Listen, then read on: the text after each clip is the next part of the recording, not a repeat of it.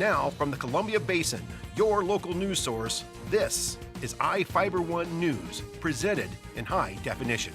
The #1 source for real-time local news, local sports headlines, and our very own Weather Center forecast covering the entire Columbia Basin. With your iFIBER 1 News team, reporting news in real time as it's happening. From the iFIBER Communications HD broadcast studio in Ephrata, Washington, this is iFIBER 1 News, and it starts now.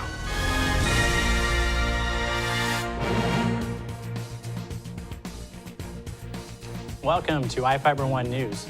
I'm Cody Johnson with news from around the Columbia Basin for Monday, April 1st, and we're not fooling around. Tonight we report on Governor Jay Inslee's visit to the Grant County International Airport on Friday, where he cut the ribbon on a company that brings dozens of jobs to the area. We'll hear how the latest on the David Nichols case that's still moving through the courts, and take a look at Ephrata's Columbia Ridge Elementary, which earned a big award last week for their academic performance. Finally, we'll get some news from around the Northwest. In sports, I had the chance to sit down with the Moses Lake High School drill team and coaches to find out what it takes to win 6 state and 2 national championships over the past 2 years. Our spotlight story tonight is about pampered technology employees who are being lulled into spending longer hours at work. We also have the latest weather forecast for the Columbia Basin from the iFIBER 1 Weather Center. First up tonight, hundreds of kids took part in Easter egg hunts over the weekend all across Grant County. There were some shocking displays of child patience, followed by complete pandemonium at hunts in Moses Lake and Ephrata, both of which we captured on film. Here's a peek at the hunt in Ephrata.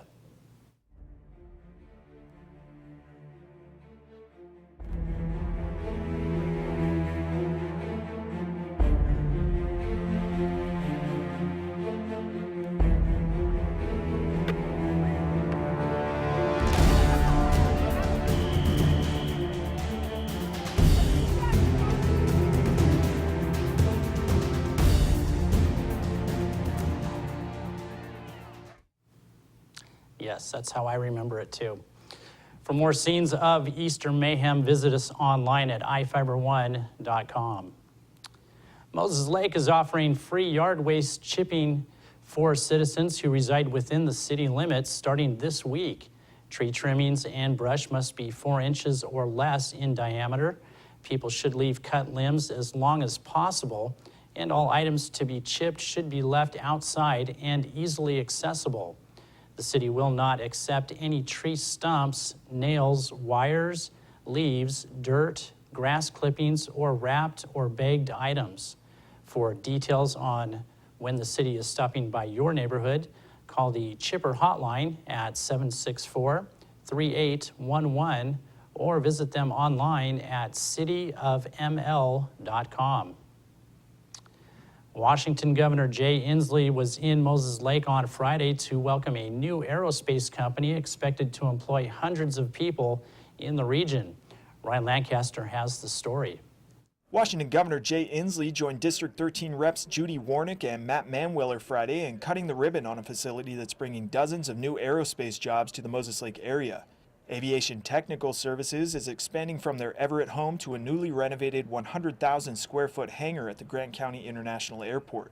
Since opening in 1970, ATS has provided maintenance, repair, and overhaul services for commercial and military jet aircraft. ATS President and CEO Matt Yerbik said the company hopes to grow in Grant County. And just so you know, the 50 folks that we've hired now, we really hope to be able to hire another 100 here in the next couple of years as we start to develop more programs and have more work in. So very excited about that. Inslee used the ribbon cutting to point out Washington's place as a leader in the aerospace industry. Well, thank you. This is a real delight to be governor of the #1 aerospace state on the planet Earth. And it is a delight to know that we design the world's best airplanes in Seattle. We do aluminum in Everett. We do carbon fiber down south. And now it's great that we have the world's best aerospace recycling company here in Grant County today, right here at MTX. Warnick said she was surprised to see how fast the new facility came together. I was a little skeptical. I said, I'm there for you, I'll support you. But I didn't think it was going to happen this quick. So it's very, very exciting to see the port, see the community of Moses Lake, the county, and the state come together and provide these good family wage jobs here in Grant County. More on this story is available at iFIBER1.com. For iFIBER1 News, this is Ryan Lancaster reporting. 1, 2, 3. Thanks, Ryan. Soap Lake filmmaker and historian Kathleen Kiefer submitted a short documentary to a statewide film competition. The Museum of History and Industry invited filmmakers of all backgrounds to create short films responding to the prompt, "History is," by filling in the blank with a word or short phrase that interprets history in a unique way.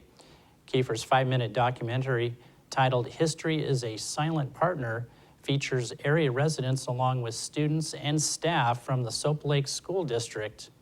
Viewers' choice voting begins this week. The video can be viewed online at mohai.org.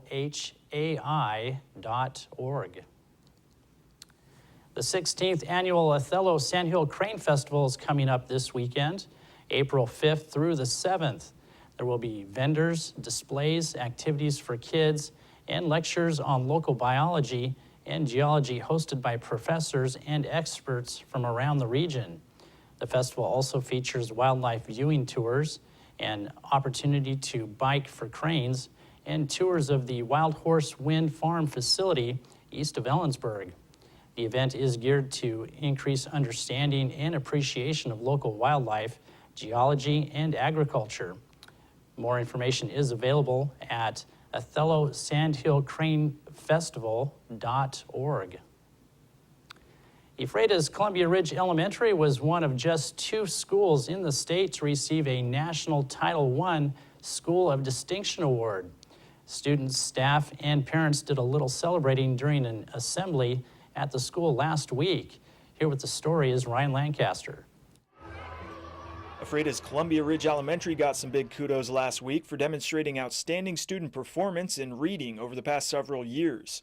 The school is one of just 2 in the state to receive a National Title I School of Distinction Award. The awards are given to schools that have exceptional student performance or have demonstrated that they're closing the achievement gap between student groups.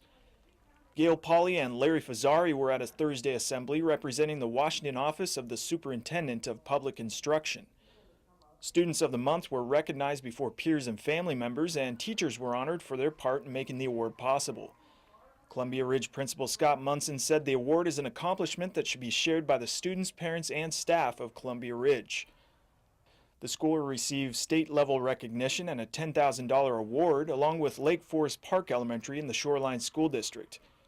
4 people from the school will get to travel to the 2013 National Title I Conference in Nashville, Tennessee this coming January. This is Ryan Lancaster reporting for iFIBER1 News with Robert Ryder.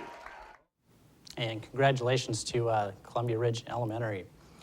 David Nichols was back in Grant County Superior Court earlier today. Superior Court Judge Evan Spurnline is expected to rule before April 12th on whether Nichols gets another chance to argue for a new trial. If another hearing is held, it would delay the sentencing again. Nichols was initially scheduled to be sentenced in mid-September. Defense attorneys and prosecutors argued today about why Spurnline should or shouldn't change his mind on a new trial for Nichols. The 32-year-old Helena, Montana man was convicted of murder in the first degree following a 2-month-long trial. Prosecutors argued Nichols waited outside Sage Monroe's Ephrata home on December 29, 2009, and shot him because Monroe was dating Nichols' ex-girlfriend. Defense attorneys argued another man shot Monroe when he was caught prowling Monroe's truck. The full story is available on our website at iFIBER1.com. Each of the people you see here have warrants for their arrest and are wanted by various law enforcement agencies. If you see any of these people, the DOC asks that you not attempt to detain or apprehend them, but to call police. You can also call the Department of Corrections at 509-764-6180 during the day, or 509-762-1160 after 5 p.m. We'll be right back in a moment with weather, sports, and more news.